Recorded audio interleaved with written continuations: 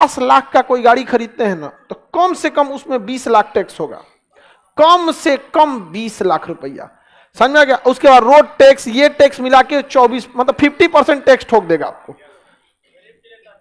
हाँ, गरीब के लिए अच्छा है, मतलब क्यों इतना टैक्स लेंगे लोग? तो गरीब इंसान का शौक नहीं है 4 व्हीलर पे चल सके। आप खर्च करने के लिए मजबूर कीजिए ना लोगों को, खर्च करें। अगर ज्यादा से ज्यादा गाड़ियां होंगी तो इससे रोजगार भी बहुत बढ़ेगा, बिगड़ेगा कहीं। उसके लिए ड्राइवरों को 100 गो गाड़ी तो 100 गो ड्राइवर, अब 500 गाड़ी तो 500 ड्राइवर। तो ऐसे भी तो देखिए ना, उसको रोजगार कैसे कैसे आता है, बिगड़ेगा, क्या होगा, पेंट होगा। एक गाड़ी आदमी जब खरीद के आता है ना 4 व्हीलर, तो 1 लाख का उसमें सामान लगवाता है, एसेसरीज, मैट, कवर। तो स्टेयरिंग में ऐसा ही दे देगा, उसमें कवरों नहीं देता है, कुछ नहीं देता है, ऊपर तिरपाल, अरे आओ कवर। हम अपने गाड़ी में गए थे तो कहते हम तिरपाल दे दीजिएगा, तो कह रहा है कि खान सर पूरा देहाती है। तो हमको लगा कि भाई उससे हम फोन करके पूछे कि हम देहाती हैं, इसका मतलब आप देहातियों को लो लेवल समझते हैं क्या? मतलब देहाती हैं तो ये बात हकीकत है कि हम देहाती हैं, लेकिन देहाती का मतलब लो लेवल थोड़ी ना होता है भाई। हमको गाड़ी ले आने का फुर्सत नहीं मिला था, इसलिए हम फोन कर दिए थे तिरपाल वो भेजवा दीजिएगा।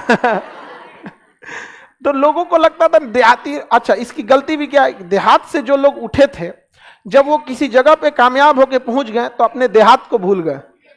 हम लोग नहीं भूले कभी भी।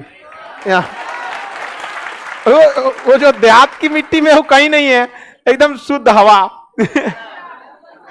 समझ में आ गया कि नहीं आएगा? अरे ये सब शहर में पार्क बनाता है, दूगो वैसे इतनी पेड़ लगा देगा रंग बिरंग। अरे गांव का बगीचा देखो।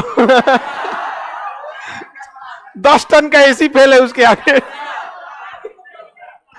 आगे समझे? तो आगे बढ़ते हैं हम लोग। तो कृषि योग्य चीजों पे टैक्स नहीं, पशुपालन पे भी टैक्स नहीं।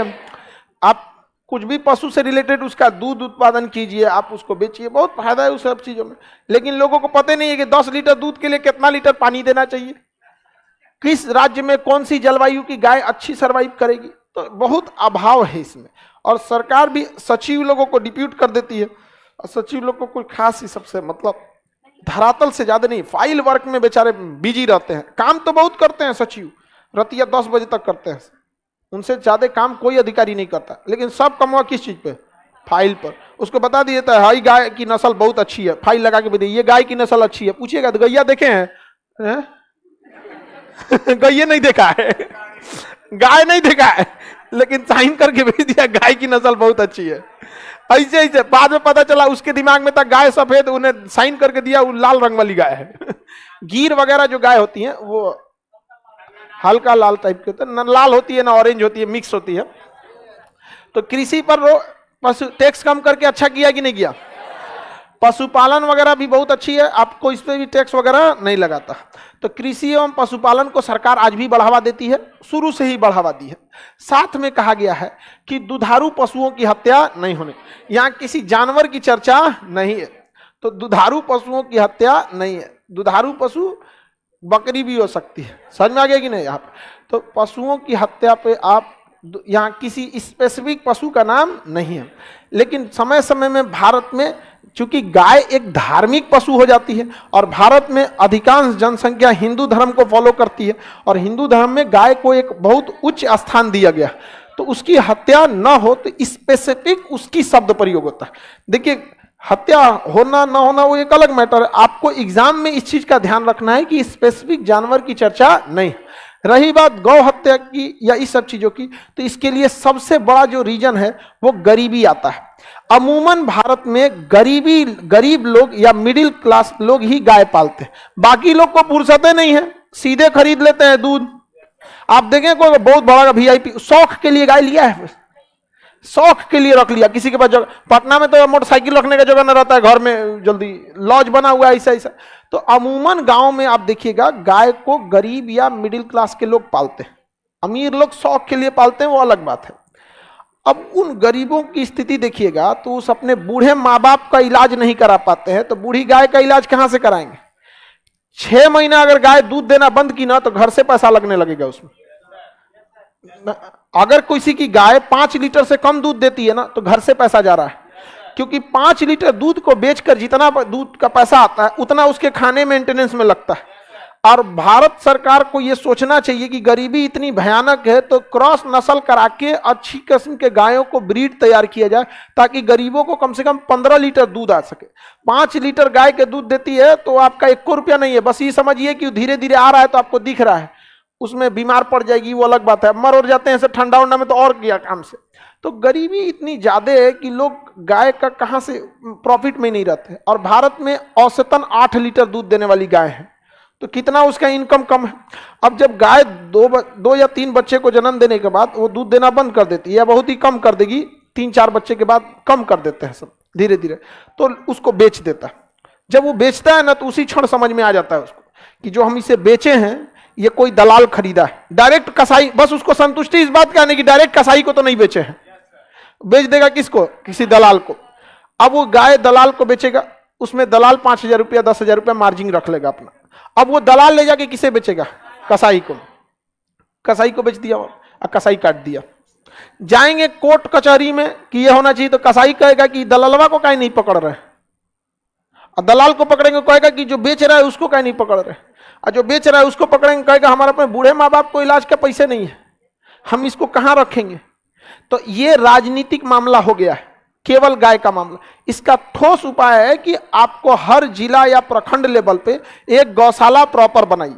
लेकिन जो सरकार ने गौशालाओं को बनाया है ना उसमें कसाई से ज्यादा दुर्दशा हो गई है, उससे बेचारा घसीट घसीट के मर रहे हैं। कसाई 10 मिनट में जान ले लेता है, वहां 3 दिन में मरती है सब घसीट के, एकदम बहुत बुरा हाल है। कुछ राज्यों में इसकी स्थिति अच्छी है, राजस्थान में गौशालाओं की स्थिति अच्छी थी तो लंपी आ गया, इतनी बुरी तरह से तबाह किया गौशाला को लंपी वायरस, और खास करके राजस्थान और गुजरात के क्षेत्र में ज्यादा फैला था वहां। तो इसका कोई सॉलिड उपाय नहीं है, आप भाषणबाजी के लिए कुछ भी कर दीजिए नहीं है, क्योंकि जो बेचने वाला है और जो काटने वाला है, अगर इसमें क्या है ना कि राजनीतिकरण के चक्कर में ये बर्बाद हो जाता है। क्योंकि अमूमन ऐसा इंडिकेट किया जाता है कि बेचने वाले का धर्म अलग और काटने वाले का धर्म अलग, अमूमन ये देखा जाता है। समझ में आ गया कि नहीं आ गया। ब्लेम करेंगे या किसी को, तो किसी पे ब्लेम कर देना या करना ये बहुत इजी होता है। आप सोल्यूशन दीजिए ना, तब तो वो भी कहेगा कि हम पाले थोड़ी थे, काटे थे। तो समझ में आ रहा है कि नहीं, वो तो सीधे कह देगा कि हम थोड़ी ना पाले थे, हमारे पास तो आया है। तो अगर हम काटने वाले गुनहगार, तो हमारे पास जो कटवाने ले आ रहा है वो क्यों नहीं गुनहगार। वो तो कहेगा कि हम गुनहगार हैं लेकिन साथ में ये भी हैं। समझ में आ गया कि नहीं। तो बड़ा दुविधा की स्थिति में, और इसमें बेचारी गौ माता चुपचाप देखती है। लो भैया, या तो हम घसीट के मरेंगे या तो काट के मारे गए। यहाँ बहुत दुर्दशा है हमारे यहाँ।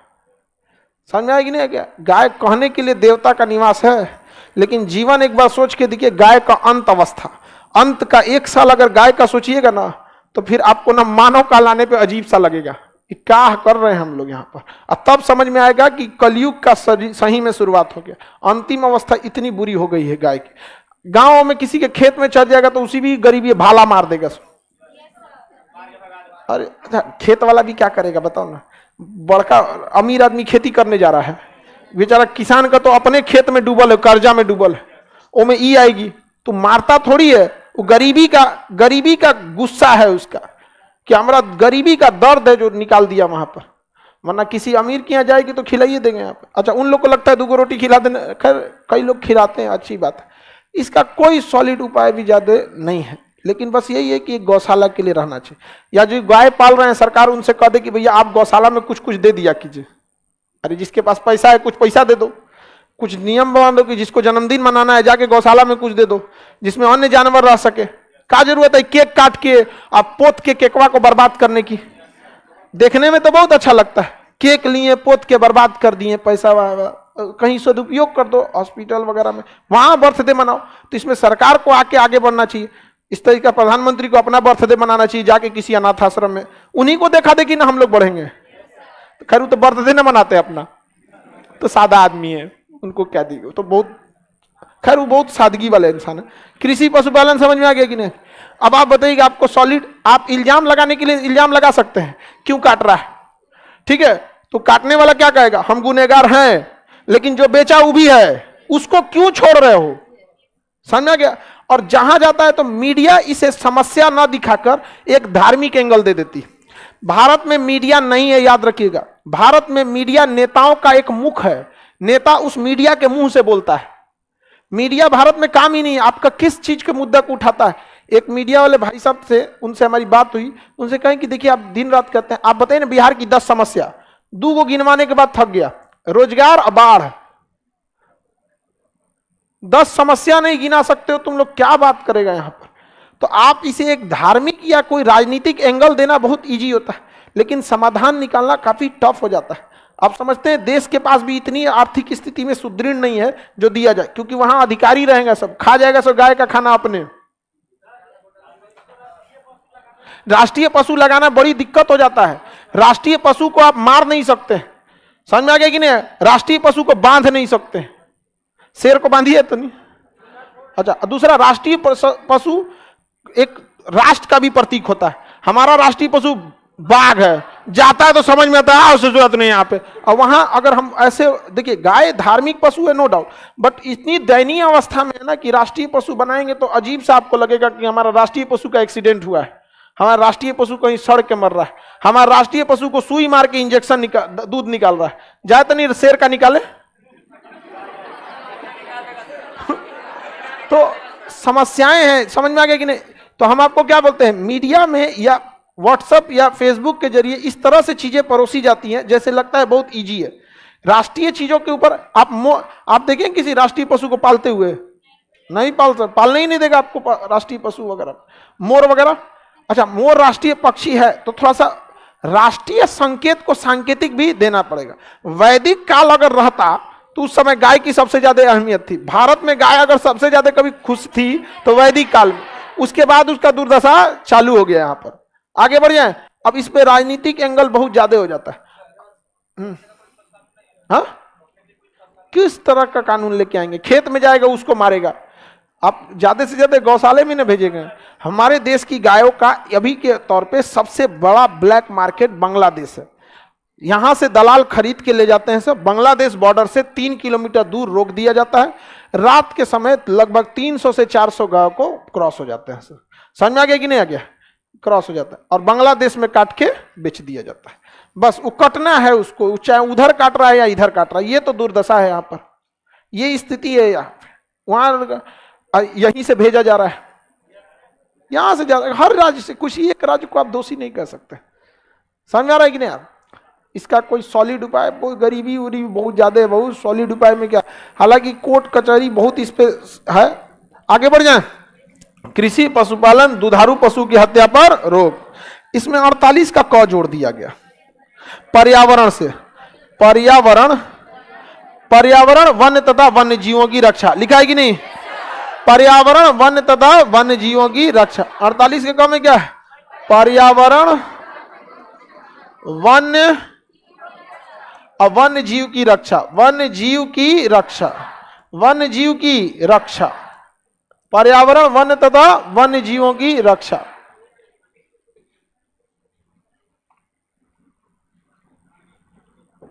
आगे बढ़े सर, देश में बहुते प्रॉब्लम है। पर्यावरण की रक्षा करना है, नहीं करेंगे तो सरकार अगर नहीं करती है पर्यावरण की रक्षा तो कुछ नहीं कर सकते। वन्य देखिए, पर्यावरण मतलब जहां हम लोग आसपास में रहते हैं, हवा को शुद्ध रखना है, पानी नदी सबको शुद्ध रखना है। वन यानी जंगल की कटाई नहीं करनी, साथ में वन्य जीवों की भी रक्षा करना। मार दीजिए ना, वो काला हिरन मारा तो सलमान खान, आरोप लगा, अभी तक मुकदमा चलता है। बहुत भयानक केस हो जाता है इस पर, वन्य जीवों पर। और खास करके वहां राजस्थान की एक मतलब बिश्नोई समाज, वो लोग पशुओं को बहुत ज्यादा मानते हैं, तो पूरा इनके पीछे उनको कानूनी कार्रवाई तो बहुत तगड़ा हो गया था। तो पर्यावरण वन्य तथा वन्य जीवों की रक्षा, पर्यावरण वन्य तथा वन्य जीवों की रक्षा किसका कर्तव्य होगा, सरकार। और नहीं करती है तो, नहीं करती है तो आगे बढ़े। हाँ, सबको, राज्य सरकार, केंद्र सरकार, हर एक डिपार्टमेंट जो भी अपने आप में क्या है स्टेट, वो भी पर्यावरण की रक्षा करेगा। इसलिए देखिएगा किसी भी विभाग में जाइएगा, अगवा हरियाली उरियाली लगेले रहता है, पेड़ पौधा लगेले रहता है, वहां पे सुगा उगा पोसले रहता है। ऐसे तो एगो कुत्ता पोसले रहता है 100 पीस वाला, पोसुआ भी कोनो काम का नहीं रहता है सब। अच्छा आदमिया जो पोसता है तनी करबो करता है, लड़कियां जो पोसती है इतनी चुकी तकिया बराबर, वो ठीक है हम लोग के पास नहीं, तो कहीं रात में रात सुतले में दबा जाता है, उठता तो कहते सोचा मर गई। कोनो आदमी करवट बदले तो इतनी चुकी दबाइले रह जा, तब जान वो खाली पोसुआ होता है, सियार टाइप का, समझ आ गया कि नहीं कब। और उसको खूब अच्छा से उसको रखता है, मानता है, सब बहुत है। आप किस्मत की बात है, बिछौना पे सुताता है उसको। हाँ? तो पर्यावरण वन्य तथा वन्य जीवों की रक्षा किसमें है? 48 का 49 में है राष्ट्रीय महत्व के स्मारक को, किसे? राष्ट्रीय महत्व के जितने भी स्मारक है, नेशनल मॉन्यूमेंट है, राष्ट्रीय महत्व के स्मारक, इसकी क्या करना है? रक्षा करना। जैसे लाल किला राष्ट्रीय महत्व का है, आजादी का झंडा लहराया था हम लोगों ने, समझ में आ गया कि नहीं आ गया? अजंता की गुफाएं, दक्षिण भारत के जो द्रविड़ शैली के मंदिर हैं, हम्पी के किला है, हम्पी का मंदिर है, बृहदेश्वर मंदिर, साउथ में मंदिर बहुत ज्यादा मिलेंगे, और राजस्थान के क्षेत्र में किला ज्यादा मिलेंगे। तो इन सब को क्या करना है? धरोहर में रखना। तो राष्ट्रीय महत्व की चीजों को रक्षा करना, जैसे खान जीएस रिसर्च सेंटर। राष्ट्रीय महत्व का है नहीं है? हाँ, खान ग्लोबल स्टडीज, हाँ अब तो ग्लोबल हो गया, तब यूनेस्को ठीक रहेगा तब।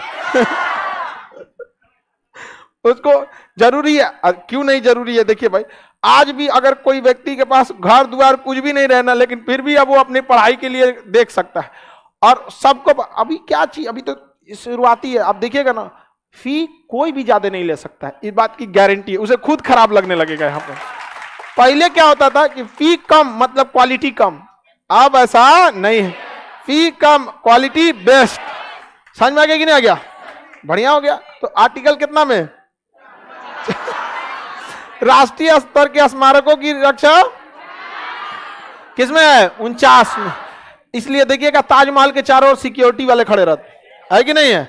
पता चला कहीं बम 1971 में पाकिस्तान के 3 जहाज आगरा में घुस गए थे सब बम गिराने के लिए, वो बैलन सबको ताजमहल दिखबे नहीं किया, चल गया। कुल अनहरे एक ही जगह कैसे इतना टेढ़ टाढ़ पैदा हो गया, हमको नहीं समझ में आता। भगवान बताइए, आगरा से लौटा था 3 चक्कर मार के आगरा का, और आगरा का सबसे फेमस जगह ना मिला, तो का पेठा खाने आया था रे तुम? लौट रहा था तो उसको अंबाला में मार के गिरा दिया सब। लौट रहा था ना तो भेंट हो गया किससे? एयरफोर्स से, इंडियन एयरफोर्स से। पूछा कहां गया था रे? चोट्टा कहेंगे ताजमहल नहीं मिला, आओ हमसे मुलाकात करो। हाँ, मार के गिरा दिया उनको। तो ऐसे नहीं जनता, उनकी रक्षा करना हमारा दायित्व है। जैसे बोध गया का मंदिर, अब वहां जाएंगे सीआईएसएफ वगैरह वाले रहते हैं, तो इन सब की सुरक्षा भी हमारा दायित्व है। राष्ट्रीय स्मारक को, ताकि हम अपने अतीत को देखें। वास्तविकता में अगर भारत को देखेंगे तो हम अपने आप को आगे जितना बढ़ाए हैं उससे ज्यादा पीछे ढकेल दिए, क्योंकि आज से 100 साल पहले जब अंग्रेज नहीं थे तो दार्शनिक क्षेत्र में, दर्शन क्षेत्र में, खगोल क्षेत्र में बहुत ज्यादा हम लोग आगे थे। रामानुजन गुलामी के समय इतने आगे थे गणित के क्षेत्र में। अभी उस बिहार में वशिष्ठ नारायण थे बेचारे के, अंतिम स्थिति इतनी बुरी हुई ना, जिनका कोई नहीं, मतलब रद्द हो गया बेचारा। तो ऐसा ऐसा रहा, तो हम लोग को आगे जाने की जगह उतना आगे नहीं जा पाए। 49 समझ में आ गया कि नहीं आ गया? 46 में ऐसे 47, 48, 48 का कौ पर्यावरण वन्य जीवों की याद रहेगा ना? 50 में 50-50। न्यायपालिका अलग, कार्यपालिका अलग। न्यायपालिका अलग, कार्यपालिका अलग। कार्यपालिका का मतलब होता है सरकारी कर्मचारी, अधिकारी, ये सब क्या है? सब कार्यपालिका। इनसे अलग है कौन? न्यायपालिका। यानी कार्यपालिका न्यायपालिका को नहीं कह सकती है, डीएम एसपी जज साहब को नहीं कह सकते हैं। वो कोई बहुत बड़ा कमिश्नर है तो डिस्ट्रिक्ट जज को कहेंगे अरे हम कमिश्नर लेवल के हैं, आप डिस्ट्रिक्ट लेवल पे ये काम कर दीजिए, कहेगा आइए आपको 14 दिन के लिए रिमांड पे भेज देते हैं। भेज देगा वहां तुरंत। आप जज कितने किसी एरिया का जज हो, किसी को भी हड़का सकते हैं। न्यायपालिका और कार्यपालिका 50-50 अलग अलग, पूरा पावर है किसको? न्यायपालिका। तो न्यायपालिका और कार्यपालिका को अलग किया गया है 50, न्यायपालिका कार्यपालिका को अलग किया है 50, याद रहेगा। न्यायपालिका कार्यपालिका अलग है 50। 51 में अंतर्राष्ट्रीय शांति, अंतर्राष्ट्रीय शांति, हम लोग अंतर्राष्ट्रीय शांति को बढ़ावा देते हैं, विवादों को मध्यस्थता 2-4 लोगों से मिलकर सुलझाने में विश्वास रखते हैं। इसी के तहत हम लोग यूएनओ के सदस्य भी बन गए। अंतर्राष्ट्रीय मामलों को हम अच्छे से सुलझा लेते हैं। रूस और यूक्रेन के मुद्दे में ना हम रूस के साथ है ना यूक्रेन के साथ है, लेकिन दिल तो रूस के साथ ही। समझ में आ गया कि नहीं आ गया? और इसके लिए कारण भी रूस ही है। जो हमारा साथ दिया है हम उसका साथ देंगे। अगर कोई हमारी ओर से है तो हम जान दे सकते हैं, उधर से है तो ले भी सकते हैं। समझ में आ गया कि नहीं आ गया? कम से कम लाइफ में इतनी तो क्लियरिटी होनी चाहिए। इतना भी ना हो सके तो कैसे कहेंगे कि आजाद देश के आजाद नागरिक हैं? हमें दुनिया नसीहत ना दे कि हम रूस का साथ दें कि यूक्रेन का, वरना 1971 में यही आया था अमेरिका परमाणु बम मारने भारत पर। समझ में आ गया कि नहीं? पाकिस्तान की ओर से आज हमें नसीहत दे रहा है।